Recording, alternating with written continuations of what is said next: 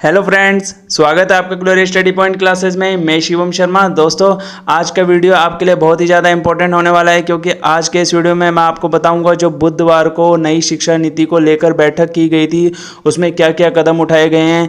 मैं आपको serial wise सारे स्टेप टू स्टेप आपको बता दूंगा कि नई शिक्षा नीति को लेकर क्या क्या कदम उठाए गए हैं, उनमें किन किन क्लासेस के लिए कौन कौन सी स्टेप्स उठाए गए हैं। मैं आपको इस वीडियो में सारा क्लियर कर दूंगा, तो वीडियो में मेरे साथ लास्ट तक जरूर बने रहिए। और अगर आप मेरे चैनल पे नए हैं तो मेरे चैनल को सब्सक्राइब कर लें और बेल आइकन को भी प्रेस कर लें, जिससे आपको इसी तरह की लेटेस्ट अपडेट क्या हो मिलती रहे। तो दोस्तों, आइए वीडियो को स्टार्ट करते हैं।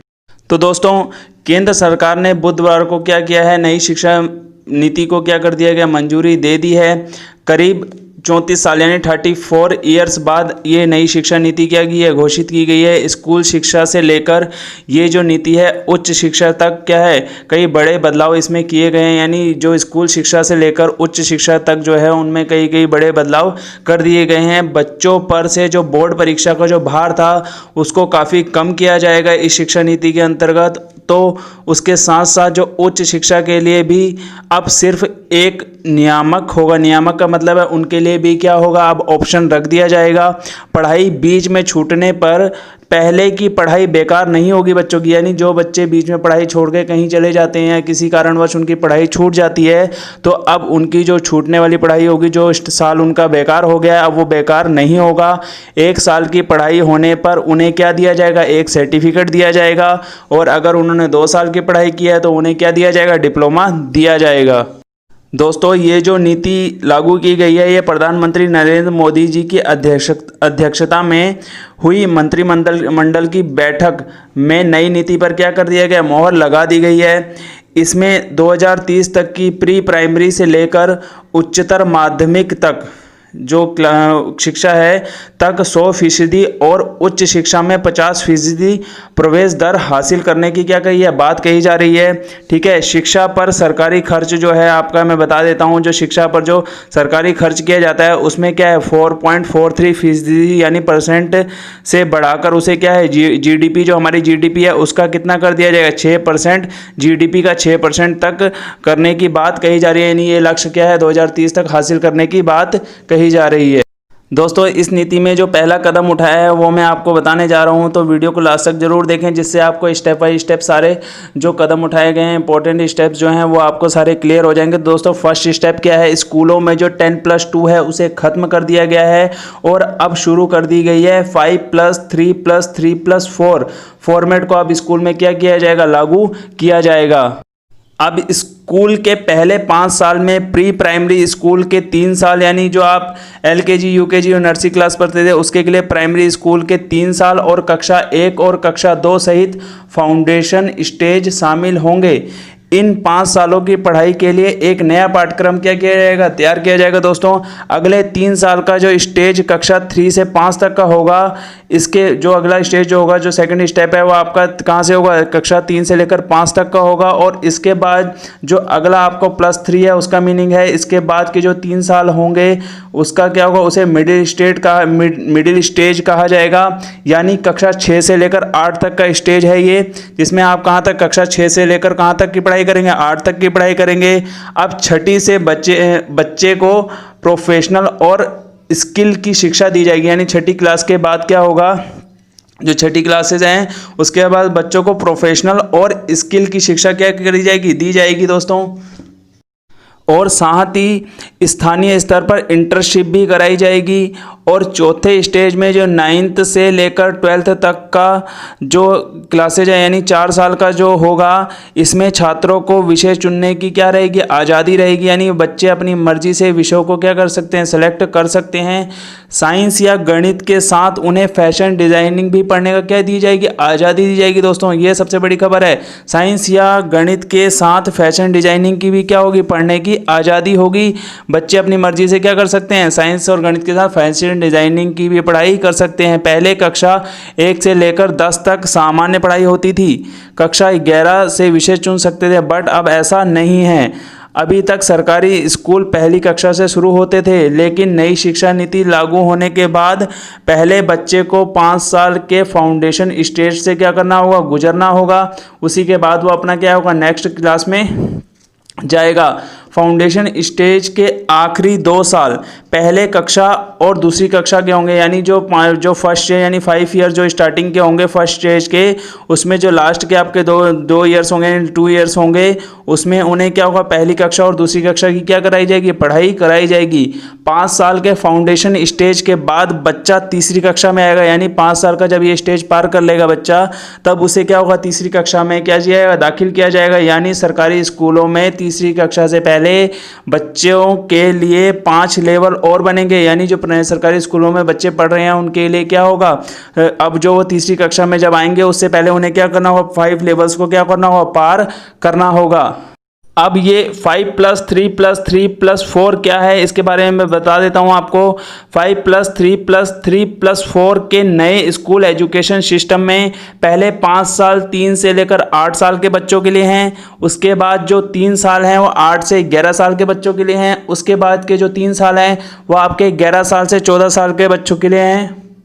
और स्कूल में जो सबसे आखिर के 4 साल होंगे बच्चों के, वो 14 से 18 साल के बच्चों के लिए निर्धारित किए गए हैं। इस नीति के अंदर ये निर्धारित किया गया है दोस्तों। सेकंड स्टेप जो है इसका वो है 10वीं और 12वीं की बोर्ड परीक्षाओं को क्या किया है, आसान कर दिया गया है, यानी इसको क्या कर दिया जाएगा, आसान कर दिया जाएगा। 10वीं एवं 12वीं की बोर्ड परीक्षाओं में बड़े बदलाव क्या किए जाएंगे दोस्तों, किए जा रहे हैं। बोर्ड परीक्षाओं के महत्व को भी क्या कर दिया गया है, कम कर दिया गया है।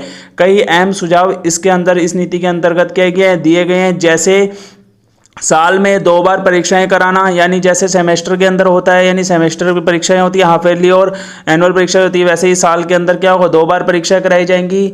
दोनों हिस्सों यानी इनके अंदर क्या होगा, आपका वस्तुनिष्ठ यानी ऑब्जेक्टिव और व्याख्यात्मक श्रेणी में इन्हें क्या किया जाएगा, विभाजित किया जाएगा। व्याख्यात्मक यानी वस्तुनिष्ठ आपका हो गया ऑब्जेक्टिव क्वेश्चन, और व्याख्यात्मक मतलब हो गया एक्सप्लेन करके, यानी जो आप कॉम्प्रिहेंशन टाइप का लिखेंगे, इन्हें विभाजित करना आदि। इस तरीके की परीक्षाएं आपकी 1 साल में 2 बार होंगी। बोर्ड परीक्षा में मुख्य जोर जो है आपके ज्ञान के परीक्षण पर होगा, ताकि छात्रों में रटने की प्रवृत्ति क्या हो जाए, खत्म हो जाए। बोर्ड परीक्षाओं को लेकर छात्र हमेशा दबाव में रहते हैं। इस शिक्षा नीति में कहा गया है कि विभिन्न बोर्ड आने वाले समय में बोर्ड परीक्षाओं के प्रैक्टिकल मॉडल को भी क्या करेंगे, तैयार करेंगे, जैसा कि वार्षिक, सेमेस्टर और मॉड्यूलर बोर्ड परीक्षाओं में होता है। तो आपको एक चीज़ मैं और बता दूं, इसके बाद जो हमारा मानव संसाधन विकास मंत्रालय है, यानी MHRD का नाम बदलकर अब शिक्षा मंत्रालय कर दिया गया है।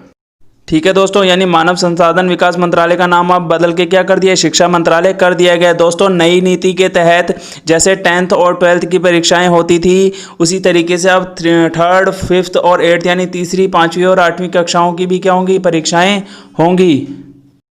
और जबकि 10वीं एवं 12वीं की परीक्षाएं बदले स्वरूप में क्या रहेंगी, जारी रहेंगी। दोस्तों जो आपका जो इसका नेक्स्ट स्टेप है उसमें क्या बताया गया, अब ये देखेंगे आप, 5वीं कक्षा तक मातृभाषा में पढ़ाई होगी, यानी जो आपकी 5th क्लास है, कहा जा रहा है कि 5वीं क्लास तक आपकी मातृभाषा यानी हिंदी भाषा में क्या होगी, आपकी पढ़ाई होगी।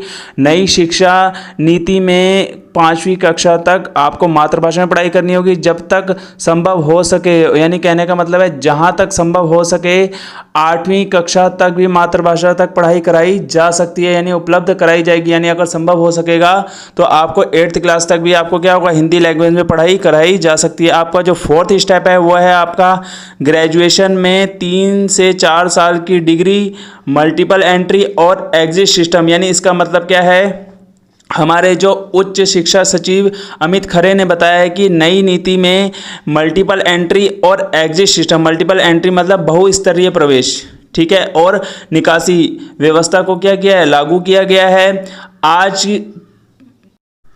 आज की व्यवस्था में अगर 4 साल इंजीनियरिंग पढ़ने या 6 सेमेस्टर पढ़ने के बाद किसी कारणवश आगे नहीं पढ़ पाते तो कोई उपाय नहीं होता, लेकिन मल्टीपल एंट्री और एग्जिट सिस्टम से 1 साल के बाद आपको सर्टिफिकेट, 2 साल बाद आपको डिप्लोमा और 3 से 4 साल के बाद आपको डिग्री मिल जाएगी।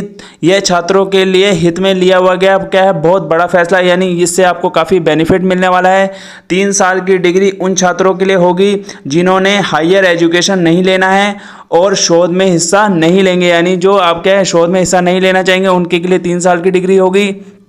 और वहीं शोध में जाने वाले छात्रों के लिए 4 साल की डिग्री का क्या होगा, करनी होगी, उन्हें 4 साल की डिग्री करनी होगी। 4 साल की डिग्री करने वाले स्टूडेंट 1 साल में एमए कर सकेंगे, यानी जो 4 साल की डिग्री लेंगे वो 1 साल में क्या कर सकेंगे, दोस्तों जो 4 साल की डिग्री करने वाले स्टूडेंट हैं वो 1 साल में एमए की डिग्री को क्या कर सकेंगे, प्राप्त कर सकेंगे। नई शिक्षा नीति के मुताबिक यदि कोई छात्र इंजीनियरिंग कोर्स को 2 वर्ष में ही छोड़ देता है तो उसे डिप्लोमा मिल जाएगा। यानी जैसे कोई भी कोर्स अगर कर रहा है, यानी इंजीनियरिंग कोर्स कर रहा है, तो अगर वो 2 साल करके उसे छोड़ देगा तो उसे भी क्या हो जाएगा, डिप्लोमा मिल जाएगा। इससे इंजीनियरिंग करने वाले छात्र को क्या मिलेगी, बड़ी राहत मिलेगी। 5 साल का संयुक्त ग्रेजुएट मास्टर कोर्स लाया जाएगा।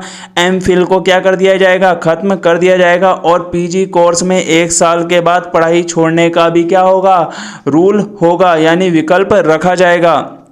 दोस्तों नेशनल मेंटरिंग पालन के जरिए शिक्षकों को क्या होगा, उन्नयन किया जाएगा। दोस्तों जो नेक्स्ट स्टेप है वह है आपका बीएड 4 साल का होगा, यानी 4 वर्षीय बीएड डिग्री 2030 से शिक्षक बनने की न्यूनतम योग्यता होगी, यानी आपको बीएड करना जरूरी होगा। यानी 2030 से क्या होगा कि अगर कोई भी शिक्षक बनना चाहता है तो उसे बीएड करना कंपलसरी हो जाएगा, यानी न्यूनतम योग्यता उसकी क्या होगी, बीएड होगी। इस नीति पेशेवर मानकों भी समीक्षा एवं संशोधन 2030 में होगी, यानी जो ये नीति है इसमें पेशेवर मानकों की समीक्षा एवं संशोधन 2030 में किया जाएगा। और इसके बाद प्रत्येक 10 वर्ष में होगा, यानी हर 10 वर्ष बाद इसी तरीके से इसमें क्या किया जाएगा, चेंजेस किया जाएगा। शिक्षकों को प्रभावशील एवं पारदर्शी प्रक्रियाओं के जरिए किया जाएगा, भर्ती किया जाएगा। पदोन्नति योग्यता आधारित की होगी, यानी इसमें क्या है, उनको चुनने के लिए क्या होगा, पदोन्नति योग्यता के आधार पर उन्हें किया जाएगा, भर्ती किया जाएगा, यानी उनकी योग्यता के आधार पर उनको क्या किया जाएगा, उन्हें चुना जाएगा। कई स्रोतों से समय समय पर कार्य प्रदर्शन का भी उनके क्या किया जाएगा, आंकलन किया जाएगा। दोस्तों जो इसका नेक्स्ट स्टेप है वो है नई नीति के अंदर एमफिल को क्या कर दिया गया, खत्म कर दिया गया। यानी देश की नई शिक्षा नीति लागू होने के बाद अब छात्रों को एमफिल नहीं करना होगा, यानी एमफिल करने की जरूरत उन्हें नहीं है। एमफिल का कोर्स नई शिक्षा नीति में निरस्त कर दिया गया है, यानी नई शिक्षा नीति लागू होने के बाद अब छात्र ग्रेजुएशन पीजी और उसके बाद सीधे पीएचडी कर सकेंगे, यानी एमफिल को क्या कर दिया गया, यहाँ से हटा दिया गया है। अगला जो स्टेप है वो होगा आपका जो यूजीसी है, एनसीटीई है और एआईसीटीई है, इसको क्या कर दिया गया है, खत्म कर दिया गया है। यानी एक रेगुलेटरी, इनके बदले क्या बनेगा, एक रेगुलेटरी बॉडी बनाई जाएगी, जिसके अंदर क्या होगा मैं आपको बता देता हूं। यूजीसी एआईसीटीई का युग को क्या कर दिया, खत्म कर दिया, यानी इसके पीरियड को क्या कर दिया, खत्म कर दिया गया है। उच्च शिक्षा सचिव अमित खरे ने बताया है कि उच्च शिक्षा में यूजीसी एआईसीटीई और एनसीटीई की जगह एक नियामक होगा, यानी इसके बदले क्या रखा जाएगा, एक ऑप्शन रखा जाएगा। कॉलेजों को ग्रेडेड ऑटोनॉमी देकर 15 साल में विश्वविद्यालय में संबद्धता की प्रक्रिया को क्या है, पूरी तरह से खत्म कर दिया जाएगा, यानी 15 साल के अंदर इस प्रक्रिया को क्या कर दिया जाएगा, खत्म कर दिया जाएगा। अब जो आपका नेक्स्ट जो है स्टेप है वो क्या है, ऑनलाइन एजुकेशन पर जोर, यानी इस नीति के अंदर जो है जितना हो सकेगा ऑनलाइन एजुकेशन पर क्या दिया जाएगा, जोर दिया जाएगा। यानी नए सुधारों में टेक्नोलॉजी और ऑनलाइन एजुकेशन पर क्या किया जाएगा दोस्तों, जोर दिया जाएगा। कंप्यूटर, लैपटॉप और फ़ोन इत्यादि के जरिए विभिन्न ऐप का इस्तेमाल करके शिक्षण को रोचक बनाने की क्या कही है दोस्तों, इस नीति के अंदर बात कही गई है। दोस्तों इसके अंदर मैंने आपको यही जानकारी देनी थी जो आपके लिए बहुत ही ज़्यादा इंपॉर्टेंट थी, जिसको जानना आपको लेके आता बहुत ज़्यादा इंपॉर्टेंट था। दोस्तों इस नीति के कारण कई बच्चों को बहुत ज़्यादा फ़ायदा मिलेगा, यानी जो बोर्ड परीक्षाओं में बच्चों को दिमाग पे जोर पड़ता है, यानी उनका दिमाग काफ़ी परेशान से हो जाते हैं बच्चे की बोर्ड की परीक्षा, उसके लिए बहुत अच्छी नीति है। यानी जो मोदी सरकार ने जो घोषणा की है काफ़ी अच्छी घोषणा है, मेरे को तो ये बहुत अच्छी घोषणा लगी है। ठीक है दोस्तों, तो दोस्तों इसी का उससे अगर आपको मेरा वीडियो पसंद आया है तो मेरे चैनल को सब्सक्राइब करें, वीडियो को लाइक करें, शेयर करें दोस्तों, अपने दोस्तों में फैला दो इस वीडियो को, क्योंकि ये नीति बहुत ही ज़्यादा अच्छी आई है। और दोस्तों जो इसके कुछ स्टेप्स हैं वो मैंने इसमें नहीं बोले हैं, जैसे फीस वगैरह को लेके और चीज़ें भी इसमें 2 4 5 स्टेप थे, वो स्टेप मैंने नहीं बोले हैं। तो दोस्तों अगर उन स्टेप्स के बारे में भी अगर आपको जानना है तो आप मुझे बता दीजिएगा, अपनी नेक्स्ट वीडियो में मैं उनको बता दूंगा, आप कमेंट करके मुझे बता दीजिएगा।